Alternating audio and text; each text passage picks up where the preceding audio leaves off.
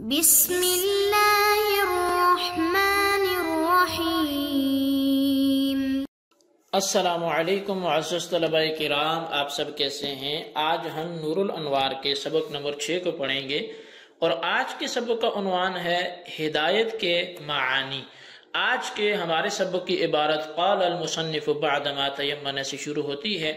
آئیے سب سے پہلے عبارت پڑھ کے اس کا ترجمہ کرتے ہیں، اس کے بعد اس کی وضاحت کی طرف بڑھتے ہیں۔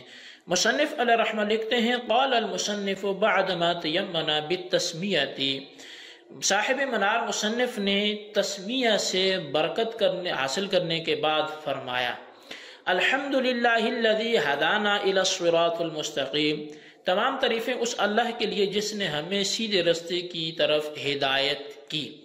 فتفسیر قولہ الحمدللہ واضح، بس ماتن کی قول الحمدللہ اس کی تفسیر تو واضح ہے۔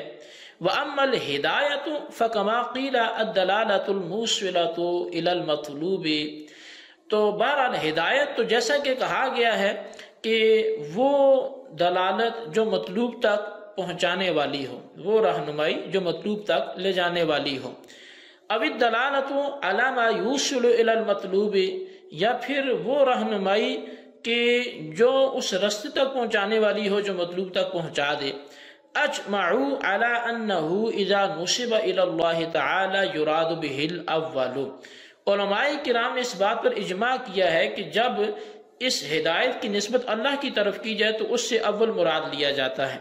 وَإِذَا نُسِبَ إِلَى الرَّسُولِ أَوِ الْقُرْآنِ يُرَادُ بِهِ الثَّانِي، اور جب اس کی نسبت رسول یا قرآن کی طرف کی جائے تو اس سے مراد دوسری قسم ہدایت کی لی جاتی ہے۔ وَقَالُوا أَيْضًا، اور علماء کرام نے یہ بھی کہا إِنَّهُ إِذَا عُدِّيَ إِلَى الْمَفْعُولِ الثَّانِي بِلَا وَاسِطَةٍ يُرَادُ بِهِ الْأَوَّلُ، کہ بے شک جب ہدایت کو دوسرے مفعول کی طرف بغیر واسطے کے متعدی کیا جائے تو اس وقت ہدایت کی پہلے معنی مراد لیا جاتا ہے۔ وَإِذَا عُدِّيَ إِلَيْهِ بِوَاسِطَةٍ إِلَى أَوِ اللَّامِ يُرَادُ بِهِ الثَّانِي، اور جب ہدایت کو متعدی کیا جائے لام کے واسطے کے ساتھ یا الہ کے واسطے کے ساتھ تو پھر اس وقت اس سے دوسرا معنی مراد لیا جاتا ہے۔ تو جی طلبہ کرام، یہ ہمارے آج کے سبق کی عبارت اور اس کا ترجمہ تھا۔ اب آئیے اس کی وضاحت کی طرف بڑھتے ہیں۔ دراصل صاحب نور الانوار کا قول قال المصنف بعد ما تیمن بالتسمیۃ سے اس بات کی طرف اشارہ ملتا ہے کہ تسمیہ متن میں داخل ہے اور تسمیہ سے تیمن اور برکت حاصل کرنے کے لیے تسمیہ کو مقدم ذکر کیا گیا ہے، کیونکہ جس سے برکت لی جاتی ہے اس کو پہلے ہی ذکر کیا جاتا ہے، تو لہٰذا بسم اللہ سے برکت حاصل کرنے کے بعد مصنف منار اب لکھتے ہیں الحمدللہ الذی۔ اب شانے نے فرمایا کہ لفظ الحمدللہ کی تفسیر واضح ہے، کیونکہ اس پر ہمارا کلام بھی ما قبل اسباق میں گزر چکا ہے، تو لہٰذا ہدانا پہ ہم گفتگو کرتے ہیں۔ تو ہدانا میں لفظ ہدا یہ فعل ماضی ہے جو ہدایت سے ماخوذ ہے، اور ہدایت کے معنی متعین کرنے میں لوگوں کی مختلف آراء ہیں۔ بعض حضرات نے کہا ہے کہ ہدایت ایصال الی المطلوب یعنی مقصد تک پہنچانے کا نام ہے، اور بعض نے کہا ہے کہ ہدایت اراۃ الطریق کا نام ہے، یعنی ہدایت تک لے جانے والے رستے کو دکھا دینا۔ ان دونوں معنی میں فرق یہ ہے کہ پہلے معنی یعنی ایصال الی المطلوب کے اعتبار سے ہدایت صرف ذات باری تعالیٰ کی طرف منسوب ہو سکتی ہے، اور دوسرے معنی یعنی اراۃ الطریق کے اعتبار سے ہدایت رسول اور کتاب اللہ کی طرف منسوب ہوتی ہے۔ یعنی جب ہدایت ذات باری تعالیٰ کی طرف منسوب ہو تو ایصال الی المطلوب کے معنی مراد ہوتے ہیں، اور جب رسول یا کتاب اللہ کی طرف منسوب ہو تو اراۃ الطریق کے معنی مراد ہوتے ہیں۔ دوسرا فرق یہ ہے کہ ایصال الی المطلوب کے بعد گمراہی ناممکن ہے اور اراۃ الطریق کے بعد گمراہی ممکن ہے، لیکن یہ دونوں معنی پر اعتراض واقع ہوگا کہ ایصال الی المطلوب پر تو اعتراض اس لیے ہوتا ہے کہ باری تعالیٰ کا فرمان ہے وَأَمَّا ثَمُودُ فَهَدَيْنَاهُمْ فَاسْتَحَبُّوا الْعَمَىٰ عَلَى الْهُدَىٰ، یعنی ہم نے قوم سمود کو ہدایت دی مگر انہوں نے گمراہی کو ہدایت پر ترجیح دی، یعنی ہدایت کو چھوڑ کر انہوں نے گمراہی کو اختیار کیا۔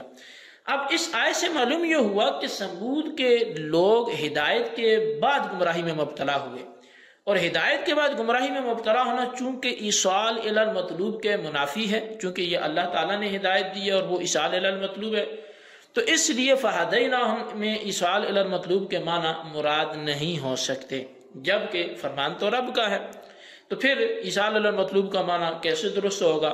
اس کے بعد تو گمراہی کا تصور نہیں ہو سکتا۔ اور اراۃ الطریق پر اس لیے اعتراض واقع ہوتا ہے کہ اللہ تبارک و تعالی نے رسول اکرم رسول محتشم صلی اللہ علیہ وسلم کو مخاطب کرتے ہوئے ارشاد فرمایا انک لا تہدی من احببت، آپ جس کو پسند کریں اس کو ہدایت نہیں دے سکتے۔ اب بقول بعض حضرات کے ہدایت کے معنی اراۃ الطریق ہیں، یعنی کہ وہ رستہ دکھانا جو مطلوب تک پہنچا دے، تو اس کا مطلب یہ ہوا کہ اللہ تعالیٰ نے اپنے رسول کو اراۃ الطریق یعنی اس رستہ دکھانے سے ہی منع فرما دی ہے، حالانکہ آپ کے مبعوث ہونے کا تو مقصد ہی اراۃ الطریق ہے، یعنی لوگوں کو سیدھا رستہ دکھانا ہے۔ تو پھر یہ آیت کا مطلب کیا ہوگا اگر آپ ہدایت کی تعریف اراۃ الطریق سے کریں؟ تو بس ثابت یہ ہوتا ہے کہ لا تہدی میں اراۃ الطریق کے معنی مراد نہیں ہو سکتے۔ اب بعض حضرات نے ان اعتراضات کے جوابات بھی دیے ہیں، اور ان میں سے کچھ آپ کی خدمت میں پیش کرتا ہوں۔ جواب دیتے ہوئے بعض لوگوں نے یہ کہا کہ جیسا کہ علامہ تفتزانی علیہ رحمہ نے یہ کشاف کے حاشیے میں آپ نے یہ ضابطہ تحریر کیا کہ لفظ ہدایت متعدی بدو مفعول ہوتا ہے، اور اپنے مفعول اول کی طرف ہمیشہ بلا واسطہ یہ متعدی ہوتا ہے، مگر مفعول ثانی کی طرف کبھی بلا واسطہ متعدی ہوتا ہے اور کبھی لام یا الا کے واسطے سے متعدی ہوتا ہے۔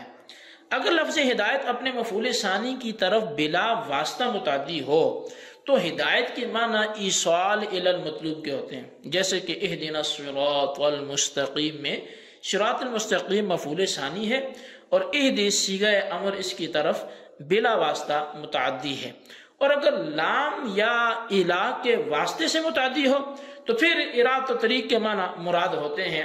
اب لام کی مثال تو قرآن کریم میں اللہ تبارک و تعالی نے ارشاد فرمایا ان ھذا القرآن یہدی للتی ہی اقوم۔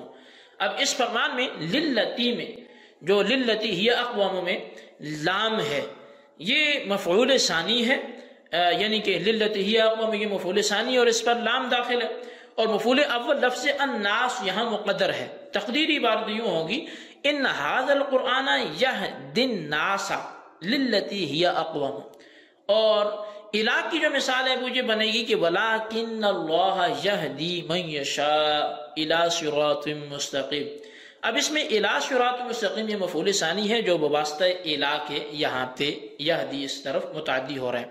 بس اس ضابطے کے تحت جواب یہ ہوگا کہ اما سمود فہدیناہم میں ہم ضمیر ہدینا کا مفعول اول ہے، اور مفعول ثانی الی الاسلام جو مقدر ہے وہ موجود ہے۔ اب تقدیری عبارت یوں ہوگی اما سمود فہدیناہم الی الاسلام فاستحبوا العمی علی الہدی۔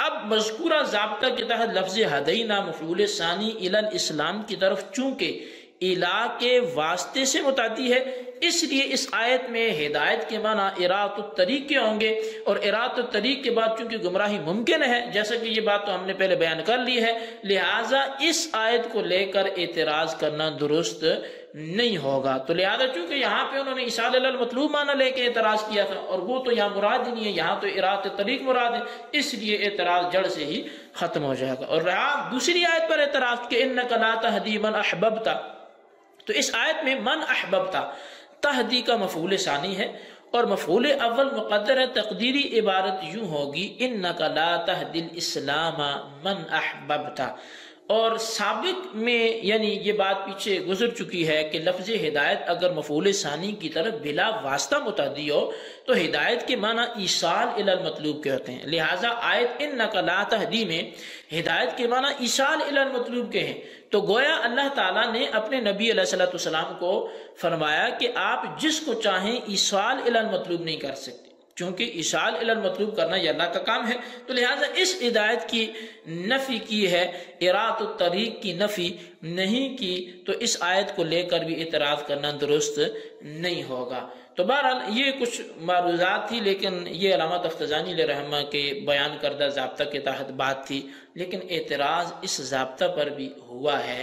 تو اس بارے میں جو بہترین قول ہے وہ علامہ قاضی بیضاوی علیہ رحمہ کا ہے، جو انہوں نے ہدایت کا معنی وہ بیان کیا ہے، اس میں ارادۃ الطریق بھی آ جاتا ہے، ایصال الی المطلوب بھی آ جاتا ہے، اور کوئی خرابی بھی لازم نہیں آتی ہے۔ انہوں نے جو ہدایت کا معنی کیا ہے وہ دلالت بلطف، یعنی کہ اسباب طاعت کو پیدا کر کے رہنمائی کرنا، یہ انہوں نے معنی کیا۔ اب وہ رہنمائی خواہ ایصال الی المطلوب کے طریقے پہ ہو یا ارادۃ الطریق کے طریقے پر ہو، کسی بھی طریقے پر ہو تو وہ ہو سکتی ہے۔ بہرحال یہ ہدایت کے حوالے سے کچھ معروضات تھی، اور اللہ تبارک و تعالی آج کی اس سبق کو ہمیں یاد رکھنے کی توفیق نصیب فرمائے، ہمیں صراط مستقیم پر استقامت نصیب فرمائے۔ آج کے سبق کو خلاصتاً اپنے رجسٹر پر نوٹ کریں، بالخصوص ان سوالات کے جوابات دیں۔ سوال نمبر 1 یہ ہے کہ مصنف نے اپنی کتاب کا آغاز بسم اللہ سے کیا، تو بسم اللہ کو مقصود پر مقدم کیوں کیا؟ دوسرا سوال یہ ہے کہ مصنف نے جو ہدانا کے تحت گفتگو فرمائی ہے، تو ہدایت کا کون سا معنی مراد لینا بہتر ہے؟ تحریر فرمائے۔ اللہ تبارک و تعالی ہم سب کا حامی و ناصر ہو۔ السلام علیکم۔